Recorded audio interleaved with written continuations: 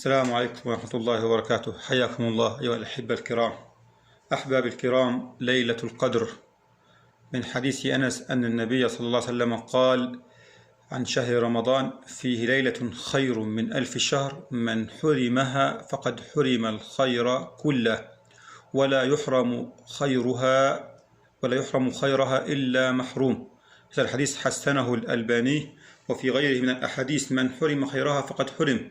إذن فالمحروم حقا هو الذي يحرم خير هذه الليلة. لماذا أيها الأحباب؟ تعالوا نرى. سميت أيها الأحباب هذه الليلة بليلة القدر لعظيم شرفها وقدرها، ولأن فعل الطاعات فيها صار ذا شرف وقدر، ولأن الله تعالى أنزل فيها كتابا ذا قدر على رسول ذي قدر، واختص بها أمة ذات قدر، أو لأن الله يقدر فيها ما شاء من أمره إلى السنة القابلة، وهو قول الله تعالى: فيها يفرق كل أمر حكيم. كما قال المفسرون: في هذه الليلة أي يفصل من اللوح المحفوظ ما هو كائن في السنة من الأرزاق والآجال والخير والشر. أيها الأحباب، إنها الليلة المباركة التي ذكرها الله تبارك وتعالى. من فضلها وخصائصها نزول القرآن فيها. قال الله تعالى: إنا أنزلناه في ليلة مباركة. من فضلها أيها الأحباب أن العمل فيها خير من 1000 شهر. انظروا إلى هذا الفضل العظيم. 1000 شهر تعدل 83 سنة و4 شهور. قد يقصر عمر الإنسان، بل كثير منا نادر أو يقل من يتجاوز هذا العمر. فالعبادة في هذه الليلة خير من العبادة في 1000 شهر مما سواها ليس فيها ليلة القدر. عن مجاهد قال: ذكر النبي صلى الله عليه وسلم رجلا من بني إسرائيل لبس السلاح في سبيل الله 1000 شهر، فعجب المسلمون من ذلك، فأنزل الله تعالى: إنا أنزلناه في ليلة القدر. وعن ابن عباس: تفكر النبي صلى الله عليه وسلم في أعمار أمته وأعمار الأمم السابقة، فأنزل الله هذه السورة، وخص هذه الأمة بتضعيف الحسنات لقصر أعمالهم. هذا فضل من الله عظيم وخير من الله كبير أيها الأحباب، ولذلك استحق أن يكون المحروم من الخير الذي يحرم خير هذه الليلة المباركة. أيها الأحباب، من خصائص هذه الليلة ينزل فيها جبريل ومعه الملائكة إلى الأرض يؤمنون على دعاء الناس إلى وقت طلوع الفجر. أيها الأحباب، من خصائص هذه الليلة المباركة: من قامها إيمانا واحتسابا كما في الصحيحين غفر له ما تقدم من ذنبه. فاستحق أن من يحرم خيرها أن يكون محروما. أيها الأحباب، ليلة القدر هي أفضل ليالي السنة على الإطلاق، وهي خاصة لهذه الأمة لم تشاركها أمة من الأمم فيها. أيها الأحباب، إن أدركتنا هذه الليلة فنتعلم فيها الدعاء من النبي صلى الله عليه وسلم حينما سألته عائشة: أرأيت إن أدركتني فأي شيء أدعو أو أي شيء أقول؟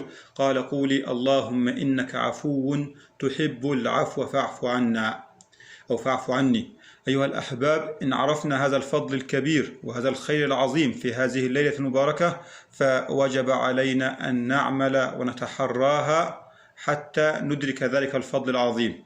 الخلاف في مسألة تحديد ليلة القدر وصل إلى 64 قولا، وأصح الأقوال وأرجاها وأقواها أنها في العشر الأواخر من رمضان كلها، وأنها متنقلة، لأنه في أحاديث جاءت بأنها في ليالي الإشفاع، وأكثر الأحاديث أنها في ليالي الأوتار، وهذا خلاف اطلعت عليه، وكل فريق له أدلته الصحيحة الواردة، ولكن ما نجزم به أنها في العشر الأواخر من رمضان. وعدم تعيين الليلة فيه خير لهذه الأمة. نأخذ ذلك من الحديث الذي ذكرناه في مقطع سابق، حينما خرج النبي صلى الله عليه وسلم ليخبر الناس بليلة القدر، فتلاحى فلان وفلان، قال النبي: فرفعت وعسى أن يكون خيرا لكم. ما هو الخير في عدم تعيين ليلة القدر كما يخبر النبي صلى الله عليه وسلم؟ الخير أن الإنسان إذا علم هذه الليلة فقط، أو علم تحديد هذه الليلة، اجتهد فيها فقط ولم يجتهد في غيرها، فينال ثواب الاجتهاد في ليلة واحدة.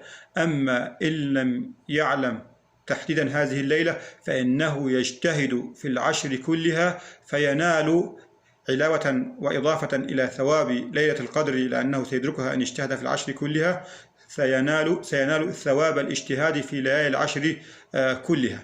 إذن فالصحيح أنها في العشر الأواخر، وإن أرجاها أوتار العشر، وإن أرجى الأوتار ليلة 27، ولكن الصحيح الذي يجزم به أنها في العشر، ولا أحد يستطيع أن يحدد ليلة، لأنه كثير من الأحاديث جاءت بأنها في ليالي مختلفة، في ليلة الرابع في حديث، في ليلة 27 في أحاديث، في ليلة 29 في أحاديث، وفي آخر ليلة في أحاديث، كلها نصوص صحيحة تمرد ذلك الأمر.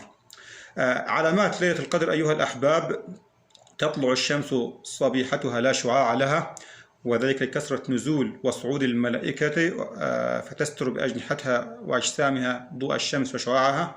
من علاماتها يطلع القمر فيها مثل شق جفنة، والشق هو نصف الشيء، والجفنة أو الجفنة هي القصعة.